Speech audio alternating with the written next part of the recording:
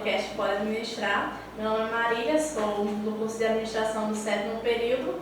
Boa tarde, Jorge. Boa tarde, Marília. Tudo bom, pessoal? Eu sou o Jorge, sou do 9º semestre e hoje nós vamos entrevistar Zildenice Maia. Tudo bom, Zildenice? Tudo bem. Vocês estão bem? Estamos sim. E agora vamos falar com você. Ai, meu Deus, vamos lá, não é? Primeiro eu quero agradecer pela sua presença, por ter aceitado o convite para participar do nosso projeto. E queria que inicialmente você falasse um pouco sobre a sua trajetória acadêmica, a sua trajetória profissional, para que tanto a gente como também o pessoal que está assistindo consiga entender um pouco melhor como foi que aconteceu. A gente quer conhecer um pouquinho sobre Zildenice. Ah, perfeito. Vai a pergunta, né? Zildenice por Zildenice, né? Bom, gente, muito obrigada, né, por terem me convidado. Então, é uma satisfação estar aqui conversando com vocês. Eu sou egressa da casa, né? Então, realmente é muito especial estar aqui apresentando um pouco dessa trajetória. Eu sou Zildenice, né? Zildenice Maia, como vocês bem me apresentaram. A minha graduação foi pela UERN, né? Então, eu sou bacharel em gestão ambiental pela UERN, fui aluna ainda de núcleo, né? Na cidade de Areia Branca, fui das primeiras turmas de gestão ambiental. E aí, ali na graduação, eu me identifiquei muito sempre com a área, né, de ciências ambientais, é uma formação interdisciplinar. E ali na graduação já começaram algumas inquietações, no sentido de que eu comecei a pensar na docência, né? Então, assim, eu lembro, na verdade, que desde criança eu tinha dois sonhos, né? Era ser professora e ser médica, né? Eu quis dizer alguma coisa deu certo, né? Então, eu sempre quis muito ser professora. E aí, fui fazer o curso de gestão ambiental. Nós estávamos ali nas primeiras turmas, né, núcleo, então havia uma série, né, de desafios. E aí, me formei em gestão ambiental. E ali na graduação mesmo, eu terminei em 2010. E aí, eu já tinha muito claro que eu queria, né, a carreira docente, queria a pesquisa. A ciência foi um divisor de águas, assim, na minha vida. Eu venho de um contexto socioeconômico que, por muito tempo, né, eu fui a única com nível superior na minha família, né? Eu fui a primeira a ter nível superior, né? Foi desbravadora. Fui desbravadora. Então, para mim tem uma importância, né? O programa da universidade realmente foi um divisor de águas na minha vida. E aí eu saí da graduação e aí já entro para o mestrado. Então, eu fui aluna da primeira turma, sempre fui a filha sempre foi desbravadora. E aí fui aluna da primeira turma do mestrado em Ambiente, Tecnologia e Sociedade, que é o mestrado na UFESA, né? Que é também um mestrado interdisciplinar, que era muito o que eu queria, né? Então eu queria entender um pouco mais, eu queria me aprofundar nas ciências ambientais nessa perspectiva da interdisciplinaridade. E aí fiz o mestrado, né, em ATS. E aí, quando eu saio do mestrado, desde a graduação, né, então graduação e mestrado, eu trabalho com agricultura familiar, né, com agroecologia, agroecologia e gênero. Então, ali no mestrado, eu optei, né, eu falei, não, agora eu quero um doutorado em ciências sociais. Então, eu fiz o doutorado em ciências sociais na UFRN, né. No CESO. CESO, né? Coisa assim. O CESO. Exatamente. E aí fui orientada da professora Simone Rosendo, né, que é uma professora maravilhosa. Eu sempre digo assim, para os meus alunos hoje, né, eu posso dizer que eu tive boas influências, né. CESO Rosadão. Sim, na UFRN, né? Isso mesmo. E aí fiz um doutorado lá. E aí, no doutorado, eu fui trabalhar, né, com segurança alimentar. Qual foi o tema da sua tese? Eu trabalhei com segurança alimentar, né, agroecologia, na perspectiva de entender as feiras agroecológicas a partir dos produtores e consumidores. Então, nós trabalhamos com quem estava produzindo e com quem estava consumindo, né? Nosso foco era as feiras agroecológicas. Então, entender hoje, né, diante dos desafios que se tem, como que essas feiras elas vão nos direcionando para entender mais quais são as motivações para os consumidores. Foi em qual ano que você conseguiu? Eu terminei o meu doutorado em 2018. Bem recente. Defendi em 2018, e aí terminei, né, vou trabalhar, né, vou dar aula, fazer algumas coisas, e aí quando foi agora em 2022, eu começo a me inquietar, né, falei, não, estou precisando estudar, estou precisando fazer alguma coisa, né, então a gente que sempre está estudando, fazendo alguma coisa, nunca para, né, então, e aí nesse sentido, né, não, agora chegou o momento de um pós-doutorado, e aí volto para o ATS, né, para fazer o pós-doutorado. Então, passei 2 anos de pós-doutorado na UFESA, no mesmo programa em que eu fui aluna de mestrado, né? Então, eu fui bolsista, PNPD, né, que tem a finalidade, né, de fomentar pesquisadores até no contexto do semiárido. Então, fortalecimento dos programas de pós-graduação também. E aí, essa é um pouco da minha trajetória. Nesse momento, agora, eu estou professora substituta no Departamento de Gestão Ambiental, de onde eu saí, Da UERN. assim, da UERN, né? Então, para mim é muito significativo. Então, esse é um pouquinho de mim. Nesse processo todo, eu sou mãe de 2 crianças. A Maria Tereza nasceu quando eu estava terminando o mestrado, né? Então, os 2 foram planejados. E aí, o Humberto veio, eu defendi a minha tese de doutorado, barrigão enorme, né? Eu defendi em julho, e o Humberto chegou ali em outubro, né? Então, eu tenho 2 filhos e também sou casada com um professor. Ainda bem, né? Porque senão... E como você acha que essas formações, tipo, tanto cresceram você profissionalmente, obviamente, mas o incentivo, o que você acha? Do lá para cá mudou muito, se hoje em dia é mais... Não, assim, nada é fácil, né? Sim, sim. Tudo é muito difícil, principalmente relacionado a estudo. Mas daquele tempo para cá, qual foi assim, a principal diferença? Porque a gente sabe que hoje em dia, tipo, faculdade, a gente é bem mais incentivado do que, tipo, anos atrás, né? Sim, sim. E seguindo essa mesma linha de pergunta de Maria, você sentiu uma diferença nas feirinhas agroecológicas do tempo do seu doutorado para agora que você está na UFESA? Regressou à UFESA?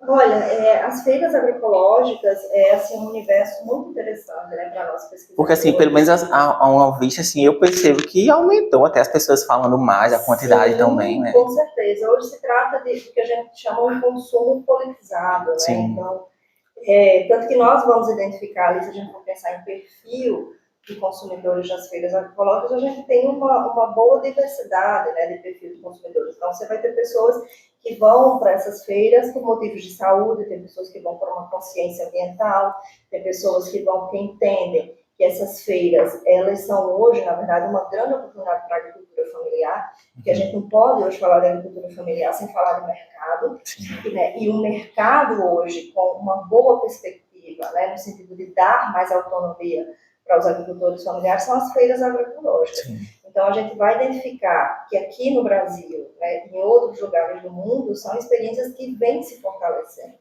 porque elas contribuem, sobretudo, nesse sentido, na autonomia e no empoderamento desses atores, sabe? Porque é quando eles conseguem acessar uma diversidade de políticas públicas, mas eles conseguem ter uma autonomia muito maior no que se diz ao acesso ao mercado. O contato diretamente com o consumidor é muito importante, tanto para os produtores quanto para os próprios consumidores também, sabe? Tanto que tem um livro da antropologia, né, que é do Apalurá, a História Social das Coisas.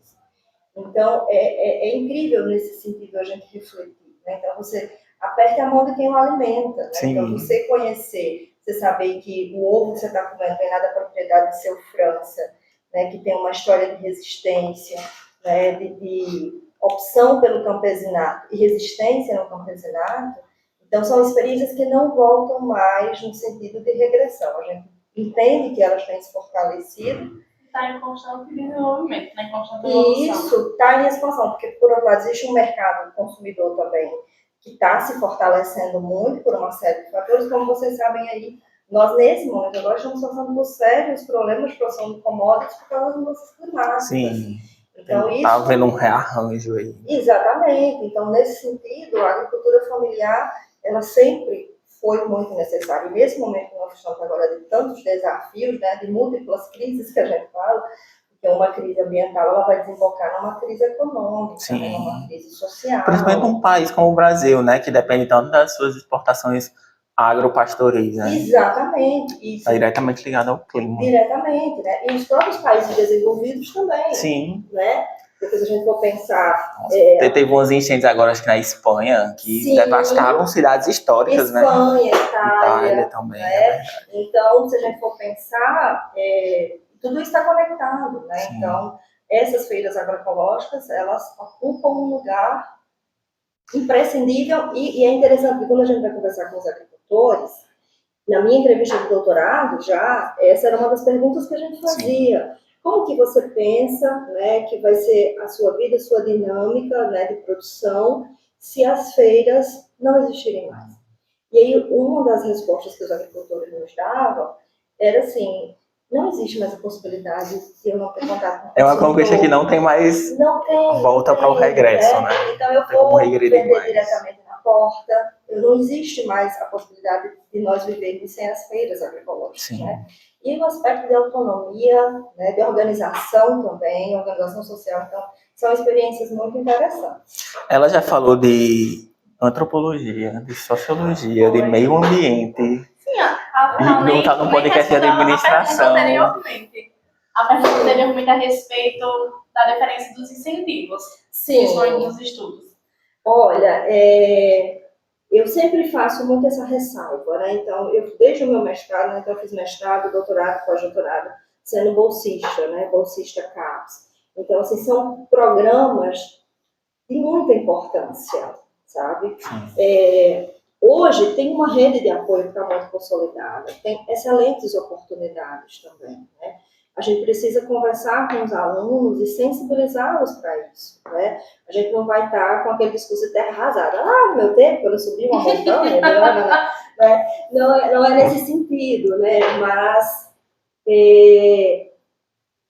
sensibilizá-los para que eles consigam definir desde agora o caminho que eles querem, porque tem muito isso também. E também conhecer, né, as oportunidades que tem na região. E tem uma coisa que eu acho interessantíssima, é você saber aproveitar as oportunidades que aparecem. Isso faz toda a diferença, sabe? Para pós-graduação, para o mundo do trabalho, né? Então, isso faz muita diferença, porque a gente sempre está nesse desafio da vida, né? Entre o ideal, né, aquilo que eu busco, e aquilo que está possível. Então, a gente precisa encontrar um meio caminho nisso, né? Então, às vezes, para que você chegue no ideal, você vai andar um pouco mais, mas essas oportunidades de agora que você pode olhar e dizer, não, elas serão importantes, né? Então, eu, normalmente, vejo muito isso na minha trajetória, né, pessoal e profissional.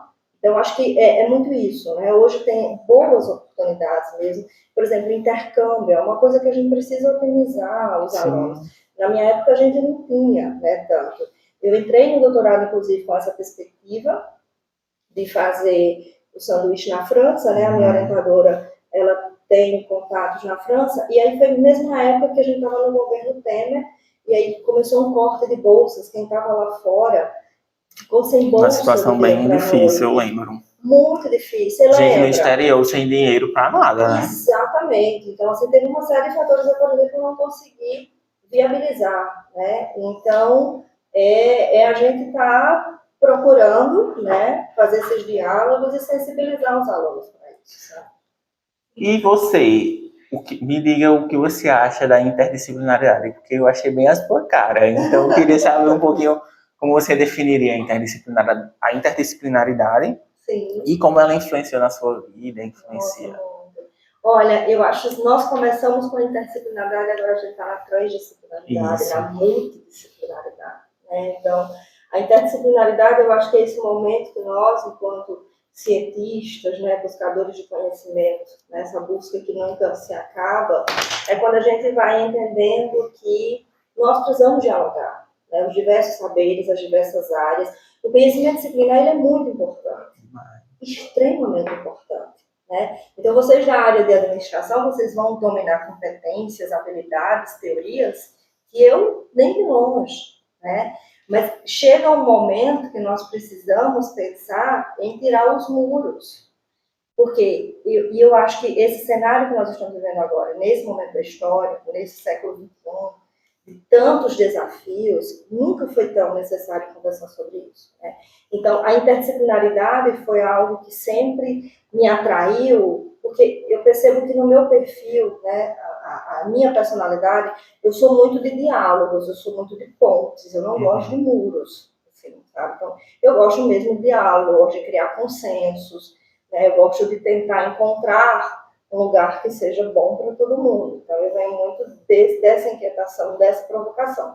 Nesse sentido, a interdisciplinaridade é um excelente guarda-chuva para mim, não é? E aí, na minha vida de pesquisadora, aí eu chego nesse lugar. Agora a gente precisa da transdisciplinaridade. Então, os nossos saberes, enquanto ciência, são extremamente importantes, mas a gente precisa tentar sair um pouco dessas caixinhas, né? E aí fazer um diálogo de saberes com outros saberes. Mas, tipo assim, a gente sabe muito que em administração a gente tem muitas matérias diversas, recursos humanos, matemática financeira, então, querendo ou não, a administração ela é interdisciplinar. Então, a gente fica sabendo um pouco de cada área e isso, como eu posso dizer, acho que ajuda na nossa formação para que a gente consiga abranger uma grande parte. O profissional o administrador ele tem que ser muito facilitado, né? Ele tem que ter várias habilidades. Então ele tem que lidar com pessoas, então ele precisa dar um pouco da antropologia e da sociologia. Ele precisa cuidar de números, então ele precisa um pouco da economia. Ele precisa cuidar de impostos também, mas precisa um pouco da contabilidade. Precisa conhecer um pouco da legislação, então tem que conhecer um pouco do direito. Exatamente. Então tem que conhecer um pouquinho, tem que conhecer de meio ambiente, porque ele vai, hoje em dia, né, principalmente, embora tenha caído um pouco, o ESG, né, ainda é forte, não digo nem o ESG, mas a questão da sustentabilidade mesmo, porque a consciência ambiental mudou, né? Sim, claro. Então, o gestor de uma empresa, de uma organização, tá, de um órgão público, por exemplo, ele tem que ter essa visão macro, né? Com certeza, com certeza. Tem que ter um micro, claro, para o dia a dia, para aquelas demandas urgentes cotidianas, mas precisa do macro para ter uma visão estratégica. Claro, claro. Eu acho que para conseguir ir um pouco mais longe também, isso, né? Como você bem colocou, né? Então, para mim foi um caminho, assim, em termos, né, de construção profissional, que eu considero que foi um ganho muito bom, né? É um bom caminho. É, sim. Pronto, Didanice, aqui a gente viu que você teve participação tanto no Lab Rural quanto no Climápolis, né? Eu queria que você falasse um pouco como foi essa experiência, o que acontecia. Olha, o Lab Rural é um laboratório, né, um laboratório de estudos rurais da UFRN. Hoje o Lab Rural ele está sob coordenação da doutora Simone e da doutora Joana. E aí, lá nos primórdios dele, ele contou, né, com o professor Fernando Baixo, o saudoso Fernando Baixo, que nos deixou há alguns anos atrás. Então, ele foi um laboratório criado ali no departamento, né, de ciências sociais, pensado nisso, né, em reunir, aglutinar estudiosos e pesquisadores do espaço rural, né, para que a gente pudesse ir construindo ali caminhos itinerários de pesquisa. Então, quando eu chego no Lab Rural, foi justamente quando eu fui para o doutorado, já estava um laboratório muito consolidado, né? Então, assim, já tinha Fernando, já tinha Simone, né? Simone estava chegando do pós-doc fora, né? Então, é um laboratório maravilhoso, assim, porque realmente hoje a professora Simone, a professora Joana, elas são referências já nas linhas de pesquisa onde elas atuam. Então, é um laboratório que a gente conta com, assim, uma formação bem diversificada, né? Então, eu ainda estou, né, ligada ao laboratório, né, no sentido de pesquisas, de publicações também. São parcerias que nunca se acabam, né? Se colabora, né? Exatamente. E o Climápolis, eu conheci o Instituto, né, que é o Instituto Nacional de Ciência e Tecnologia, numa perspectiva transdisciplinar, inclusive, né? E aí o Climápolis ele vem tentar conduzir as cidades para uma resiliência climática. Né? Então e trabalha com experimentos no mundo real. Né? Então nós temos pesquisadores aqui do Brasil, nós temos pesquisadores de fora também. Né? Então hoje um instituto mesmo, né, o INCT, foi fomentado pelo governo federal, né, diretamente ali pelo Ministério da Educação, o MCTI também. E aí foi um grande edital e aí conseguiu se formar o INCT. E aí, há 2 anos atrás, eu conheci o Climápolis, que está muito relacionado ao que a gente vem fazendo também, né, na minha atuação também no âmbito da Gerência Executiva de Educação Ambiental aqui na cidade. Né, então, a gente vem trabalhando nessa perspectiva de uma cidade que precisa ser orgânica, né, uma cidade que precisa ser pensada numa complexidade muito maior. E aí o Climápolis é realmente um apoio muito importante para isso, sabe? Para reunir pesquisadores, né? Que às vezes a gente está tão espalhado, e aí a possibilidade de nos aglutinar, né? Tem um lugar para se encontrar, para falar das pesquisas que estão fazendo. Exatamente, né? E criar esse elo, né? Porque realmente, às vezes, problemas que a gente acha que são só nossos, das nossas cidades ou do nosso país, estão sendo vividos também por outras experiências. É verdade, um espaço de debate muito interessante. E você acha que o Lab Rural e o Climápolis, eles influenciaram sua visão sobre sustentabilidade, tanto no contexto rural como urbano? Com certeza, com certeza. Esses espaços, eles são muito importantes. Muito ricos, eles né? são instrumentos e mecanismos, assim, maravilhosos, né? Principalmente porque, não só eu, né? Mas eu acho que nós, cientistas, pesquisadores, estudiosos, nós somos movidos por uma curiosidade e uma inquietação que é eterna, né? Então, tanto que eu lembro quando eu terminei o doutorado, e aí, obviamente, eu já terminei o doutorado muito cansada, né? E falei, nossa, se eu pensar em algum momento, de novo, é quando eu fui para o pós-doutorado, meu marido disse, não, eu vou gravar agora, eu vou gravar. Mas nós somos movidos por essa inquietação e tem também essa necessidade de nos atualizarmos, né? Principalmente na área de sustentabilidade, que todo momento exatamente, né? Exatamente. E se a gente for pensar nesse desafio agora, que está posto para o campo, para a cidade, né, que é a questão adaptação, mitigação climática, todos são conceitos que nós estamos tentando entender agora, né, e pensar quais são os instrumentos de gestão pública que a gente vai estar utilizando, né, para lidar com isso. Então, estar nesses espaços, sem dúvida alguma, nos enriquece muito, sabe? Tanto no aspecto teórico também, né? Então, eu sou uma pessoa que gosto de ler tudo, assim, eu gosto de ler praticamente tudo, né, gente? Nem tudo, mas eu sou uma pessoa realmente, assim, muito, muito inquieta, nesse sentido que acaba que isso é bom, né? E aí esses espaços otimizam isso, sabe? Então, ter contato, né, com essa rede de pesquisadores é sempre muito bom. Sim. Quais são os temas que sempre você está pesquisando, está dialogando, está debatendo? Os que mais te interessam. Os que mais lhe chamam a atenção. Sim, sim. Multidisciplinar, mas que você mais pesquisa, que gosta mais. Né? Tá. Olha, faz alguns... Quando eu volto agora para o pós-doutorado, eu vinha de uma experiência, né, que eu estava trabalhando com a educação ambiental há 2 anos. Uhum. E aí eu fui para o pós-doutorado com esse propósito, né, de trabalhar com a educação ambiental.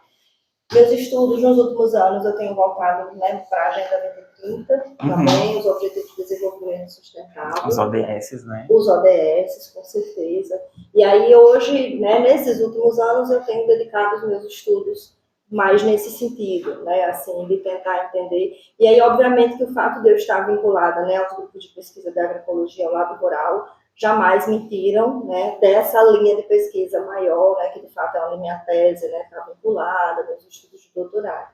Mas aí nos últimos anos eu venho fazendo esse recorte, né, também movidas por demandas, né, então eu tenho trabalhado, né, diretamente executando algumas demandas que exigem isso de mim, né, e aí nesse sentido é pensar como que a educação ambiental ela vai se colocar como um tema para melhorar a vida das pessoas em nível local, né? E aí eu trabalho, obviamente, né, para mim essa questão de dicotomia do espaço rural e urbano, né? Então eu trabalho no entendimento que são espaços que se interdependem, eles não estão separados, né? Não. Porque só tem cidades que tiver o campo para alimentar. Sim, vocês devem conhecer aquela famosa frase, né? Se o campo não planta, a cidade não janta. Né? Então, são espaços que realmente se interdependem. Né? Então, em países, por exemplo, como a China, a gente está vendo o contrário, né? As pessoas estão voltando para o rural.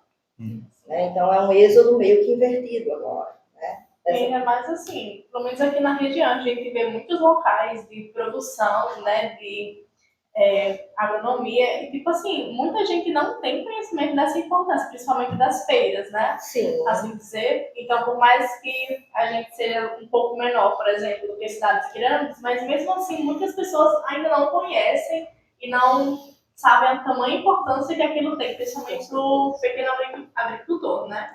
Exatamente, com certeza. Eu acho que vai muito Eu acho que nós temos que pensar em muitas frentes. Sabe? Então, tem uma questão que a gente vai, obviamente, dialogar, a questão das políticas públicas, né?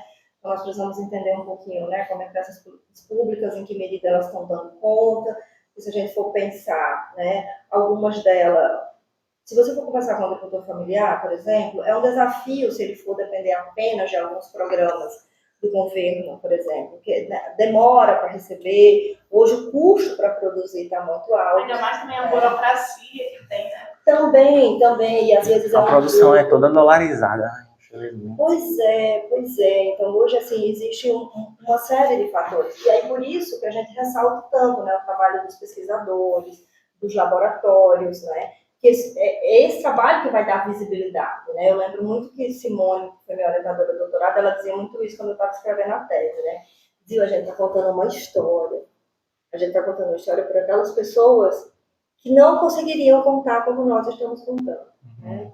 Então, nós estamos dando visibilidade a espaços de produção alimentar, né? Então, isso realmente tem uma importância muito grande. Então, assim, se a gente for pensar, existe uma série de fatores, né? Realmente é multifatorial, digamos assim, né? Mas eu ressalto, né? Por isso que a gente precisa tanto investir em ciência, investir em pesquisa, porque nós damos visibilidade a essas invisibilidades, né? E você faz parte, se integra da administração pública, né? Sim, então. Como está sendo essa experiência e o que você acha que poderia mudar para haver uma implementação de fato mais rápida e mais intensa dessas propostas que você gostaria de implementar sobre a agroecologia, sobre sustentabilidade para o no município de Mossoró, né? Que você está. Sim. Olha a responsabilidade que ele está me dando. Tem que ter uma mesa aqui, né? Tem várias pessoas para falar, mas muita responsabilidade. Olha, o que nós temos visto, atuar na gestão pública é uma oportunidade, é um grande desafio, mas também é uma grande oportunidade, né? Se perguntassem a mim assim, qual que você acha? Bom, se a gente for pensar na questão da gestão pública, eu considero que trabalhar na gestão pública é uma grande oportunidade. É um lugar muito privilegiado para a gente dialogar com a diversidade de atores, sabe? Porque em relação à cidade, por exemplo, todos nós precisamos de uma cidade que dê certo. Todos nós precisamos de uma cidade que funcione. Todos nós precisamos de uma cidade que tenha qualidade de vida, de uma cidade que tenha segurança. Todos nós precisamos de uma cidade que dê emprego, que as pessoas não precisem sair daqui. Ir lá para o sul, para o sudeste. Nós precisamos que as pessoas sonhem com uma vida melhor. Isso seja possível aqui, né? Aqui, exatamente. Então, a gestão pública é um lugar muito privilegiado nesse sentido, né? Por quê? Porque o lugar onde nós estamos, muitas vezes, não nos dá as condições de que a gente consiga mais recursos, de que a gente consiga uma mobilização maior. Mas é um lugar estratégico para a gente chamar pessoas, sabe? Para pensar nisso, para refletir sobre isso, né? Então, assim, desafios nós temos muitos. Tanto que na questão da educação ambiental, né? Porque eu trabalhava como gerente executiva de educação ambiental. Então, é uma gerência, no organograma, ela é vinculada à Secretaria de Meio Ambiente, né? Então, existe a Secretaria de Meio Ambiente, existe a diretoria, existe a gerência, né? Então, a gerência de educação ambiental, por exemplo, ela foi pensada para implementar a política municipal de educação ambiental, né? E, nesse sentido, todas as outras. E aí é um trabalho muito desafiador, mas também muito possibilitador. Por quê? Porque no âmbito do município, às vezes, e na gestão pública, a gente tem muitas vezes uma série de entraves, uma série de burocracia. Mas aí quando a gente consegue... Que só precisa de um pouco de boa vontade, né? Muitas vezes. Muitas vezes, né? E aí, esse diálogo, ele vai ser muito importante, por quê? Porque é esse diálogo interinstitucional, que vai possibilitar que as coisas aconteçam, né? Então, eu acredito muito nisso, né? Então, a sua pergunta, Jorge, ela é muito complexa, muito desafiadora e muito necessária também. Então, e se a gente for pensar nessa questão de trabalhar de forma integrada, é um ganho para todo mundo. Porque hoje, por exemplo, como é que você vai... Hoje a educação ambiental não se restringe só ao espaço formal de ensino. Nunca se restringiu. Agora, muito menos. A própria política de educação ambiental, ela deixa isso muito claro, né? Mas, no processo histórico, era muito isso, né? E hoje não. Hoje a gente pensa realmente como um lugar estratégico para pensar as cidades de uma perspectiva de sustentabilidade muito mais interessante. E como que a gente vai conversar sobre sustentabilidade, como que a gente vai conversar sobre qualidade de vida, como que a gente vai conversar sobre arborização, se a gente não chamar a saúde, a educação, a infraestrutura, a agricultura para dialogar, sabe? Então é pensar nisso, assim, né? E aí eu acho que nesse quesito, esse aprendizado que eu tive, que aí o fato de ter vindo de uma formação interdisciplinar foi muito boa por causa disso, porque eu quero que todos brilhem, eu quero que todos deem certo. É bonito um céu cheio de estrelas, não é? Então, nesse sentido, eu acho que eu acredito nisso. Se não um céu só com uma estrela, é o sol do meio-dia de Mossoró, né? Sol, né? Pois é. Então, para a gente chegar numa parte final, certo, da reta final da entrevista, assim, a sua trajetória inteira, todos esses desafios que foram inúmeros, qual acha que te transformou mais, ou até mesmo que foi realmente o mais desafiador, tanto pela dificuldade, como como posso dizer, pelo seu momento também pessoal, né? Uhum. E a gente sabe que tem épocas da nossa vida que as coisas estão um pouco mais complicadas. Sim, com certeza. Eu nunca desisti. Isso é clichê, mas ao mesmo tempo não é, né? Então eu sempre tive muito claro, eu sempre tive esse compromisso comigo mesma, né? De qual era meu sonho. Ter um propósito na vida é extremamente necessário. Sim, extremamente. Propósito, né? Porque muitas vezes você não vai estar com a remuneração que você gostaria, muitas vezes você não vai estar com o reconhecimento que você gostaria. Mas é o propósito, sabe? É como diz a Jane, né? A Jane Goldman. É a esperança que nos impulsiona. E eu acho que a esperança é muito isso, é propósito, né? Então, quando você tem esse propósito, é esse compromisso com você. Então, eu sempre fui comprometida comigo nesse sentido. Porque o homem sem esperança, o homem, no sentido do ato, sem esperança, ele não vive. Não, né? Não vive, não aguenta os reveses. Não tem aquele impulso, né? Para buscar mais. Exato. Afinal de contas, você vai esperar o quê? Não, né? Então, sem esperança está quase no fim, né? Exatamente. Então, eu acho que na minha trajetória, eu acho que tem essa coisa, assim, eu sempre tive esse compromisso comigo mesma. Foi um compromisso comigo mesma, né? Então, nesse sentido, eu fiz pós-graduação, né? Fui mãe, né? Sou mãe de 2 crianças e sempre foi meu sonho, né? Mesmo sendo muito difícil, absolutamente difícil, né? Teve momentos que eu achei que realmente não ia conseguir, não ia dar certo, que faz parte também do processo humano, né? Mas eu sempre me agarrei, sabe, a essa minha versão de muitos anos atrás, de que era meu sonho, de que era meu propósito. E tem uma coisa que eu acho que é muito interessante na vida, que é você vai encontrando os pares, sabe? Então, você vai encontrando pessoas que têm essa mesma inquietação, que têm essa mesma conexão, sabe? Teve um amigo que um dia, há muitos anos atrás, me falou essa frase, e eu acho que é isso mesmo, sabe? Pessoas boas atraem pessoas boas, né? Então, eu sou muito grata por isso, né? Porque eu acho que foi isso também. Então, nesse processo todo, nunca foi só. Foi encontrando pessoas com essa mesma sintonia, foi encontrando pessoas com essa mesma inquietação. E aí a gente foi construindo, né, tudo isso. Maravilha. A tecnologia, a gente sabe que é um grande aliado hoje em dia. Né? Sim. E nas cidades? O que é que a tecnologia pode ajudar nessa área de sustentabilidade socioambiental? Sim. Olha, se a gente for pensar, né, o conceito de smart cities, né, cidades inteligentes, a gente precisa pensar quando é uma cidade é inteligente, quando ela é pensada com as pessoas e para as pessoas. E nesse sentido, a tecnologia é importantíssima para todos os aspectos. Né? Se a gente for pensar na questão da segurança pública, se a gente for pensar, por exemplo, o que significa para o município ter uma riqueza de banco de dados. Isso é tecnologia, isso é importantíssimo. Sabe? É isso mesmo. Em todas as pastas. Então, né? Só em você digitalizar uma secretaria, um órgão público, o salto que dá, né, na gestão. Jorge, você imagina o que é uma pessoa que precisava vir lá do Santa Delmira, do Nova Mossoró, para dar entrada no período de foda, sabe? Sim. Você já imaginou? Então, assim, é melhorar a vida das pessoas, né? Então, uma cidade inteligente, ela é pensada nesse sentido, para melhorar a vida das pessoas. Melhorar a vida das pessoas, a gestão pública, claro. O uso do dinheiro, custo. E também até mesmo a qualidade de vida das pessoas. Claro, com certeza. Um deslocamento mais distante, principalmente quem é estudante, a gente vê que vem muita gente de diversos bairros de Mossoró, como também de outras cidades. Então, o pessoal em Capuí estava enfrentando problemas com...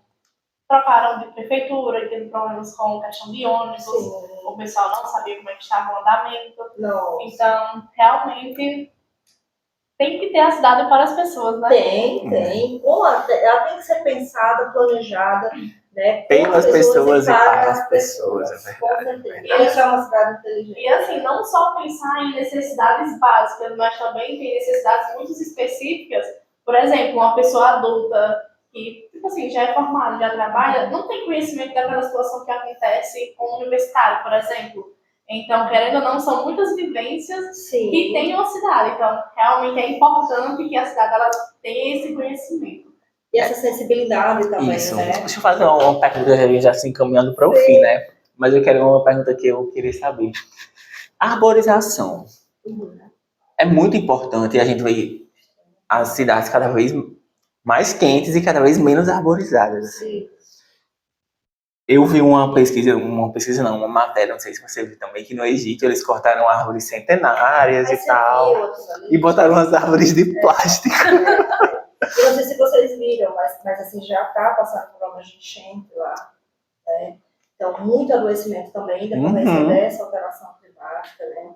Olha, há humanos e humanos, né? Então, eu gosto muito de fazer essa referência ao Ayrton Krenak, né? Então, assim, por isso que a gente precisa tanto conversar sobre isso, sabe? Sobre o projeto de humanidade que a gente quer, né? Porque em que momento que nós entendemos que desmatar, sabe? Que poluir rio era interessante. Em que momento que a gente começou a desenvolver e defender esse projeto de sociedade e de humanidade? Então, a gente usa a água para levar lixo. Exatamente. Não é água limpa. É transporte de lixo, né? Quantas pessoas não têm acesso ao saneamento básico nesse país? São milhões, 30 milhões, mais de 30 milhões já passou, com certeza, né? Então, assim, nós temos uma série de desafios que são muito grandes e eu acho que o ponto-chave somos nós humanos, sabe? Porque há alguns anos atrás, defendia-se, não, a tecnologia, nós vamos resolver tudo por meio da tecnologia. Era a grande panaceia, né? A grande panaceia, né? E aí hoje, nesse momento, nós não, amor, não é a tecnologia. A tecnologia é extremamente importante, mas nós temos que educar, nós temos que sensibilizar, né, para que a gente, de fato, possa ir para uma conscientização ambiental que nós somos natureza e por isso nós somos corresponsáveis por tudo que está acontecendo. Porque a tecnologia, um computador sem o ser humano é só um computador. Com o ser humano por trás dele, ele pode ser uma super máquina. Exatamente. Hiroshima e Nagasaki, eu acho que é o epicentro dessa discussão, se a gente for pensar, né? Então, veja o poder destrutivo da duas bombas atômicas, né? Da ciência e da tecnologia utilizados para fins políticos, projetos de poder. Tipo assim, o momento que elas ocorreram foi um momento que, vamos assim dizer, que a guerra estava no fim. Isso. Então, não tinha, como posso dizer, não tinha um motivo específico, além do que era mostrar o poder da máquina. Isso. Exatamente. Isso. Do Império em Ascendente. Faz sentido. E se você for pensar bem o que isso significa para nós, é um paradoxo, porque o século XX era o século da esperança, né? E aí você veja o que, né, aconteceu e como nós estamos agora nesse momento. O breve século XX, como diria Hobsbawm. Com certeza, brevíssimo. Vamos finalizar a última pergunta? Faça que eu vou fazer mais outra. Eu esqueci. Não, na parte final a gente sempre pede um pouco para tanto trazer um conselho. Não, mas não acaba agora não. Peraí, faça mais uma outra. Uma outra? É. Porque fugiu o que eu ia fazer. Você falou anteriormente da gerência de educação ambiental na universidade. Como é que foi a experiência? Qual foi o desafio dela, né? Porque acho que a educação ambiental não chega para muitas pessoas aqui, né? Sim, com certeza. O desafio, acho que o primeiro grande desafio é essa desconstrução, né?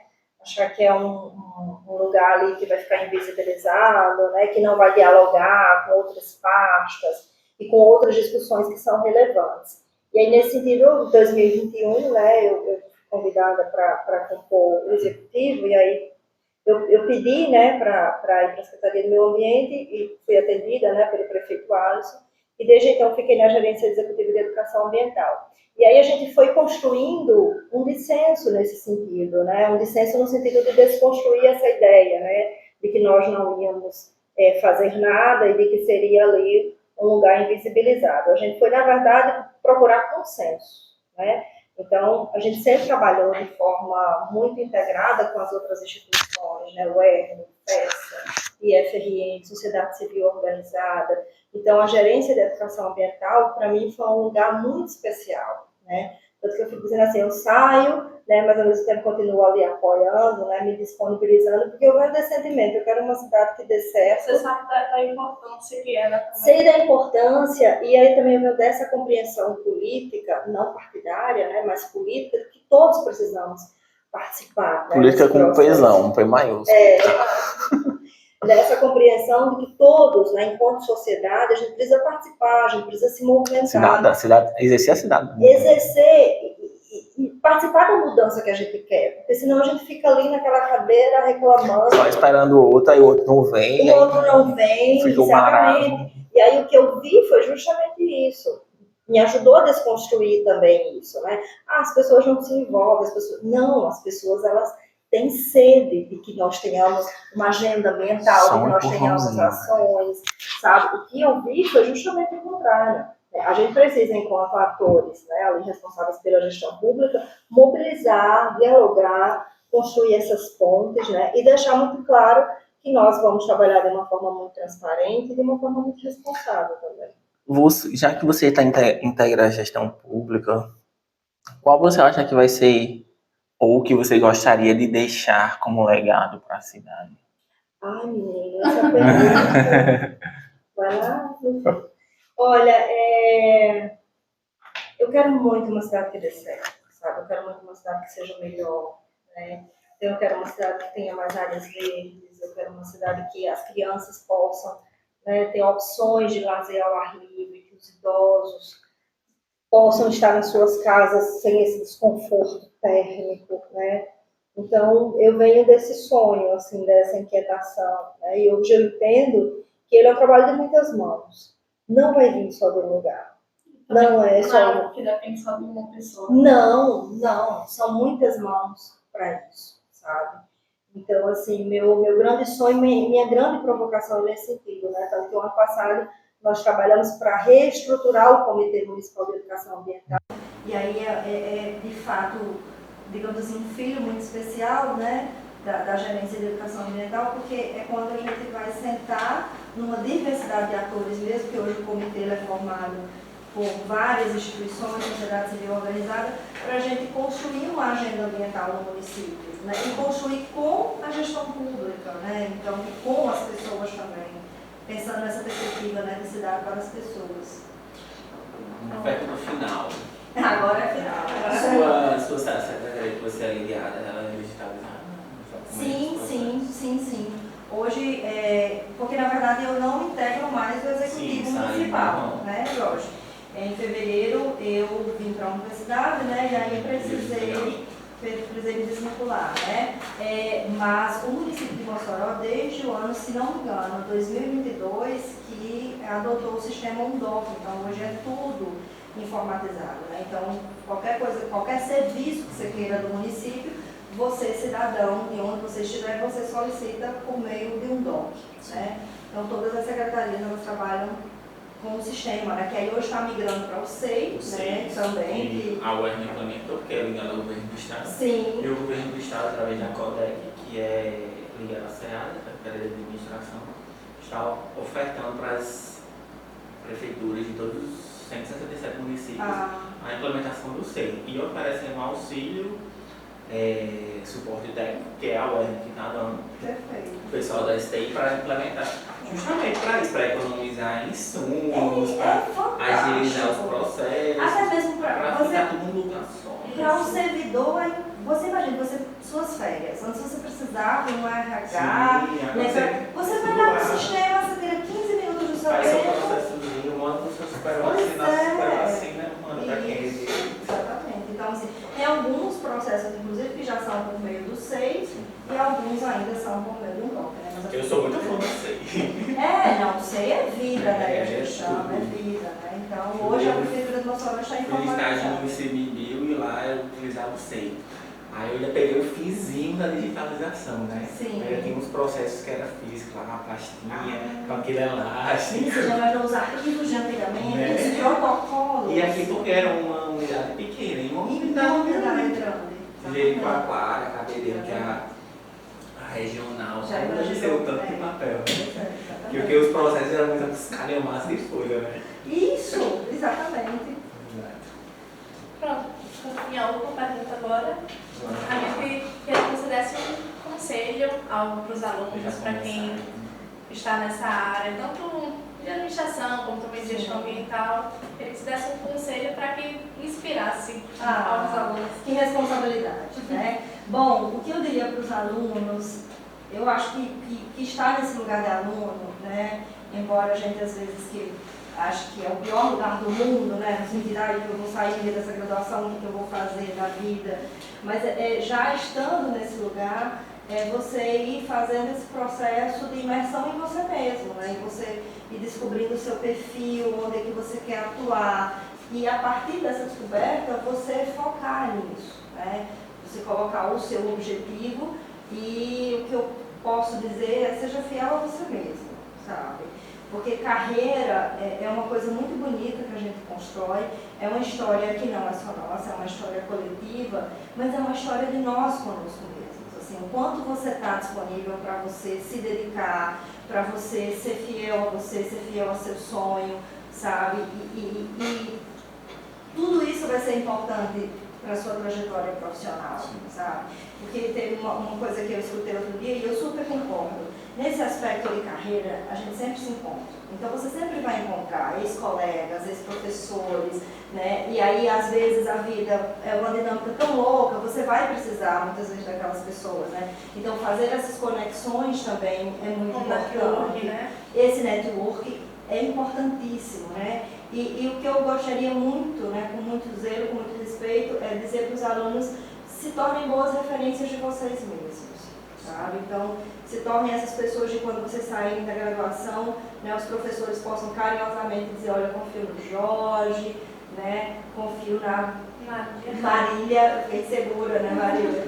Confio na Marília, né? Então, isso é muito importante, gente, né? Assim, eu falo isso de uma forma muito carinhosa mesmo, assim. Hoje eu estou trabalhando com meus ex-professores, né? Então, isso para mim é uma alegria, uma honra muito grande. Como é trabalhar com seus ex-professores? Ai, meu Deus! Então, a gente fica assim, né? Ai, meu Deus, não posso decepcionar os professores, não posso decepcionar os professores. Mas é muito especial mesmo, né? Porque hoje são colegas maravilhosos, né? E a gente se encontra também, né? Já tínhamos nos encontrado na minha atuação, né? Enquanto no município. E aí é muito importante isso, né? Então, o que eu digo para os alunos é isso, sabe? Usem a biblioteca. Outra coisa que eu vou dizer, ontem eu estive na biblioteca, né? E essa é uma coisa que eu venho fazendo muito com os alunos, já resgatem esse hábito da biblioteca, sabe? Usem a biblioteca Pearson, por favor. Também, né? Mas aproveitem esse tempo que vocês estão na universidade, né? Para usufruir esse espaço institucional que é tão bacana, né? E que é pensado carinhosamente também para isso. Então, acredito que eu gostaria de dizer isso. A professora André foi minha professora, então é uma alegria muito grande, né, reencontrá-la aqui. Então, é isso, gente. Obrigada, viu? Obrigada. Eu queria agradecer pela presença. Oh, meu Deus. Agradecemos muito a presença. E é isso, pessoal.